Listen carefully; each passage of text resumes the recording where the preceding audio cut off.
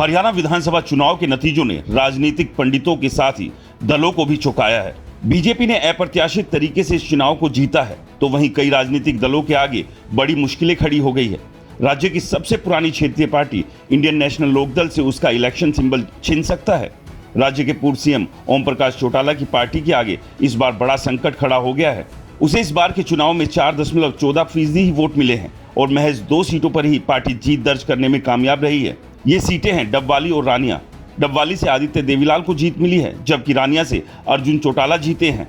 इनेलो को चुनाव में 5,75,000 वोट ही पड़ा है। पार्टी के सीएम कैंडिडेट अभय सिंह चौटाला को भी एलनाबाद में हार का सामना करना पड़ा। अब इसके चलते इनेलो के आगे तो अस्तित्व का संकट पैदा हो ही गया है। दरअसल कानूनी जानकारों के अनुसार इनेलो के लिए जरूरी था कि वह राज्य में कम से कम 2 सीट और 6% वोट हासिल करे, तभी उसका क्षेत्रीय दल का दर्जा बना रह पाता। इनेलो ने इस शर्त को आंशिक तौर पर पूरा किया है। इनेलो को किसी तरह से 2 सीटें तो मिल गई, लेकिन उसका वोट शेयर 6% से कम रह गया। इसके अलावा एक शर्त यह भी थी कि भले ही किसी दल को राज्य में 3% वोट ही मिले, लेकिन कम से कम सीटें 3 जीतनी होगी। इस शर्त को भी इनेलो पूरा नहीं कर पाई है। 2019 के चुनाव में भी इनेलो की यही स्थिति बनी थी। 2019 में तो उसे महज 1 सीट पर ही जीत मिली थी और वोट शेयर की बात करें तो 2.44% ही था। इस तरह अब इनेलो के लिए अपना सिंबल और क्षेत्रीय दल का दर्जा बचाना भी मुश्किल हो गया है।